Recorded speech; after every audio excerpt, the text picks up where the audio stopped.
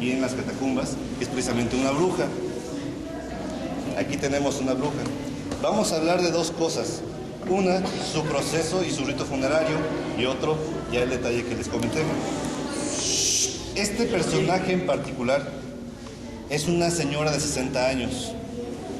Está revestida de tela y después le pusieron una cal apagada, que es como si fuese concreto. Después le pusieron otra tela y después más cal apagada. Después otra tela y cal apagada. La metieron en un ataúd y ese ataúd en otro ataúd. El segundo ataúd le pusieron cinchos metálicos para cerrarlos y la persona estaba atada de manos todavía. Y en la esquina superior derecha una botella de metálica, una botella de cristal con agua bendita. En la parte de agua bendita. Esta persona tenía mucho dinero en su momento. Fue una persona obesa que no hacía ninguna actividad física, mantiene todos sus dientes, ¿verdad? Sus vestimentas eran muy costosas, la tela con la que fue enterrada fue demasiado costosa, era una tipo seda, pero tenía el pigmento con cochinilla, que es un insecto del maguey, con el cual pintaban las telas de color rojo. Anteriormente era la única forma de tener ese color rojo de las telas. Entonces esta persona fue muy importante en su momento y tuvo muchísimo dinero. Otro detalle interesante es, por ejemplo, que este rito funerario solamente se utiliza para las brujas, las personas que practicaban la brujería. Hay evidencias en otros templos, sobre todo cercanos a Chapultepec, en la Ciudad de México, donde precisamente está documentado cuáles fueron hasta sus pecados y cómo fue el proceso de enterramiento. Hay que tomar en cuenta una cosa, que precisamente en la Santa Inquisición se persiguieron a esas personas, se quemaban por una razón, precisamente que para que el humo se interpretaba como el alma de la bruja, y cuando llegaba el aire y se los llevaba, era el diablo que se llevaba las almas. Pero posteriormente, como ya no se podían hacer esos ritos, lo que hacían era encapsular el que está ahí en ese fondo. Ya se desintegraron por el tiempo. Hay evidencia de los colores y los pigmentos y están grabadas las telas precisamente en la cal, porque es como si lo hubiesen enterrado en concreto. Precisamente, así es de resistente todo ese material. Aquí vinieron unas personas especiales precisamente para hacer el análisis, primero de una forma objetiva, ver que si era hombre o si era mujer, y efectivamente es mujer, 60 años. De hecho, una anécdota aquí especial que tuvimos fue de que nos echaron a la policía. Alguien llamó por teléfono a la policía, llegó la PGR a hacer la investigación de esos cuerpos porque estaban diciendo que estábamos exhumando cuerpos, y no es cierto. Las leyes tienen una temporalidad que para que se considere exhumación son 50 años desde el fallecimiento de la persona, y ellos determinaron que precisamente esos cuerpos tenían más de 200 años de enterramiento, entonces estaban fuera de todo sí, ¿no? Aún así ellos quedaron muy interesados y siguieron con las investigaciones, nos ayudaron hasta ellos en hacer todo esto, ¿verdad? También personas del INA, antropólogos del INA, y todos estuvieron haciendo este tipo de exploraciones, que es el Instituto Nacional de Antropología e Historia. Todos ellos nos han apoyado en esto. Y pues aquí lo tenemos. Uno, la evidencia física, que es la persona que está enterrada aquí, en doble ataúd y con cinchos metálicos, y la otra es precisamente la documentación y las similitudes con otros enterramientos. Entonces podemos ya verificar con eso que efectivamente es una persona que practicaba la brujería. Sí, hay un detalle también importante que hay que mencionar. Como les mencionaba ya, que todos los cuerpos estaban mirando hacia el altar principal. A este en particular le están negando la resurrección, le está dando la espalda a lo que es el altar, le están dando la espalda a lo que son los elementos astronómicos, que son, por ejemplo, el nacimiento del sol y todo eso. Le están negando completamente esas facultades. ¿Por qué la enterraron aquí? Porque es un lugar santo y es una forma de que la maldad no se propague y poderlo consumir. Pero no sé si tengan alguna pregunta. Sí, perdón. ¿Estaba amarrada? Sí. ¿Estaba viva o estaba muerta cuando la enterraron? Ese es el detalle que no sabemos claramente. Tenemos una cuestión. El detalle es de que normalmente cuando una persona fallece se le pone un descansacabeza en la parte de aquí atrás para que la boca no se abra. Y en este caso no le pusieron nada similar. Entonces puede ser de que la hayan enterrado vivo. Y el proceso funerario duró 2 meses para poderla enterrar de esta forma. 2 meses. porque para poner entre capa y capa, dejar que la cal se seque, se tarda muchísimo tiempo. Pues aquí tenemos a un personaje interesante de Aguascalientes. No sé si tengan alguna pregunta. ¿Cómo se llamaba la persona? No tenemos el nombre, lamentablemente. La documentación de tampoco. De que tiene más de 200 años, sí. Eso es en cuanto a los análisis que se le hicieron los antropólogos físicos. Pero el detalle es de que la documentación de aquí de todo el templo de San Diego fue quemado en la cristiada, fue destruido, y lo que se pudo salvar está en Cholula, Puebla, que es precisamente donde están las bibliotecas principales de los franciscanos, pero no hay ahí la documentación de los enterramientos. Hay mucha información perdida. Estamos hablando del tiempo de la independencia, 1810 aproximadamente. Y un poco antes también. También durante el periodo colonial. Sí. Sí, todos son, aquí estamos hablando del siglo XVIII. Siglo XVIII, pero el enterramiento es siglo XVII, prácticamente. Finales del XVII. Ahí la del padre no tiene placas. ¿Usted en su carrera tiene alguna especialidad en esto? Porque la arquitectura casi es como construir en casa, en otra restauración.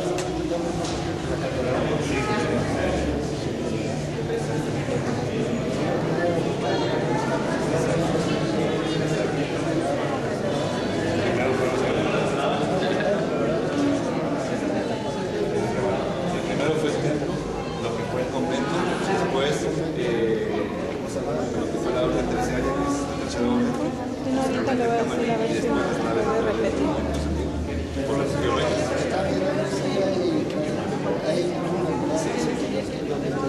Sí, ahí están las conquistas. Todavía falta esa exploración y va a estar muy buena. Está muy interesante. Es muy peligroso todo este tipo de exploraciones. Una anécdota que me pasó cuando recién empecé a hacer precisamente primero el análisis estructural de todo esto. El primer día que llegué tenía como casi unos 40 años encerrado en el lugar. O sea, ese mismo día agarramos tanto el nivel de bacterias que nos enfermamos todos los que venimos. Pero feo. Es precisamente un lugar, no sé si ustedes o conozcan, que hay una enfermedad en los túneles, en las cuevas, que cuando van los exploradores por el mano de los murciélagos, que es muy mortal, exactamente el tipo de bacteria aquí. Nos sacaron de puro milagro, porque precisamente les especificamos de que aquí no hay guano de murciélago, pero sí había mucho. Entonces tenía la humedad suficiente y todo, el mismo ambiente que necesitaba esa bacteria para poderse desarrollar. De hecho, también aquí en las catacumbas, otro tipo de bacterias y hongos especiales aparecieron aquí, que precisamente solamente existen en Egipto. ¿Y por qué aquí aparecen? Esa es otra cosa interesante. Que hay que investigar. Ya la Universidad Autónoma ya tiene documentado todo eso. Gracias a ellos, como empezamos a ver que empezó a aparecer hongos, pero de determinado tipo, y estábamos trabajando aquí, ya no queríamos que nos pasara lo mismo que allá arriba. Ya mejor nos pusimos a investigar qué tipo de hongo había para ver una vez ya el remedio, ¿no? Antes de cualquier otra cosa. Y sí, ellos descubrieron precisamente los tipos de hongos y bacterias que solamente en Egipto y específicamente la tumba de Tutankamón aparecen esas. Es precisamente la que se utilizaba para matar a las personas que iban a saquear las tumbas. Y apareció aquí en Aguascalientes.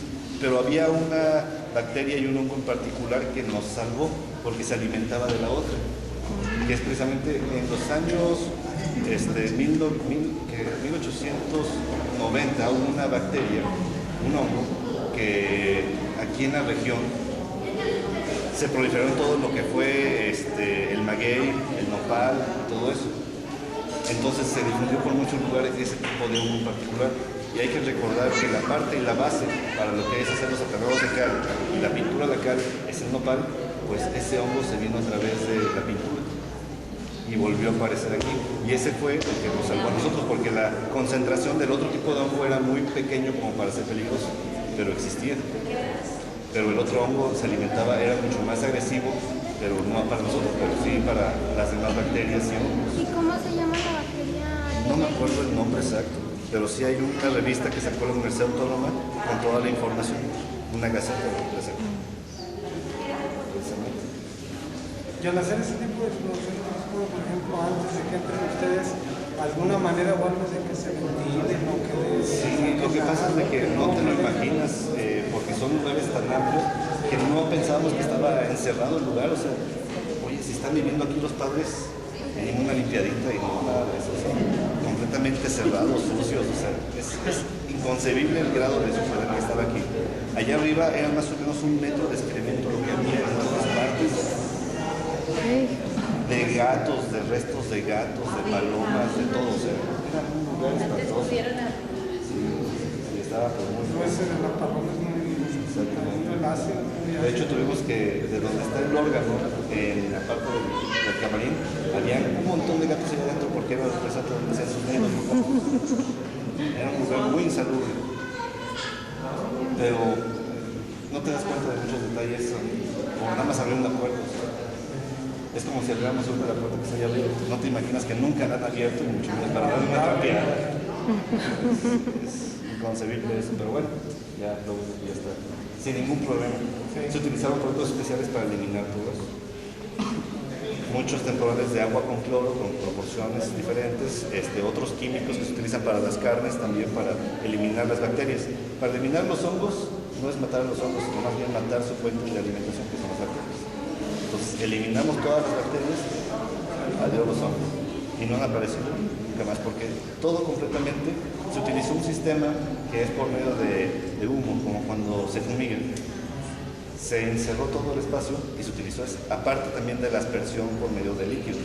Todos los humos estaban bañados en esos líquidos, pero aparte queríamos que llegara a cualquier lugar por parte de esa humificación.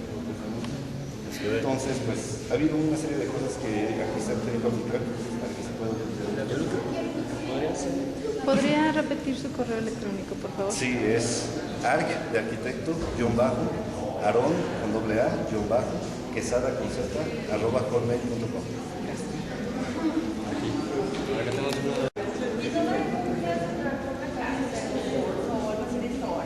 No, todavía no, pero sí estamos en esos. Porque realmente, para que no conozca gente que sepa de estos lugares, y porque no nada más viene y ve lo que dice y se hace. Pues aquí ahora sí que ha sido por más. Ahora sí que ya llevan un proceso, ¿verdad? ¿Y cuánto tiempo se lleva?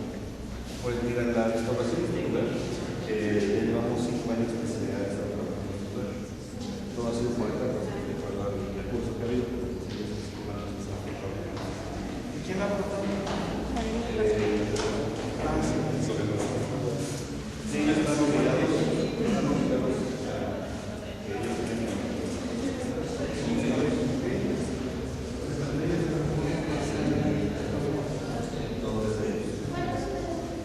Es el 106 85 29.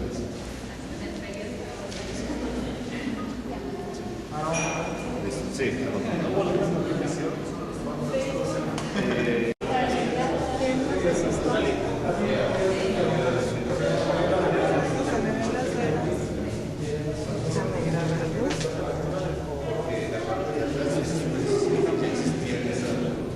Yo lo vi ahorita, me asustó.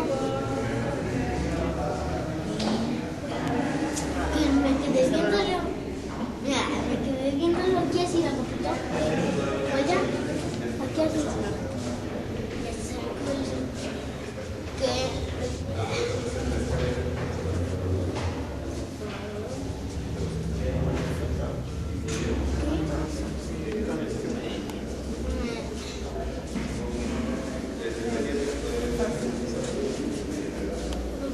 quedé viéndolo así.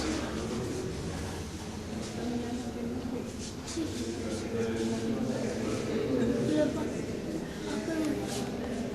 Pero,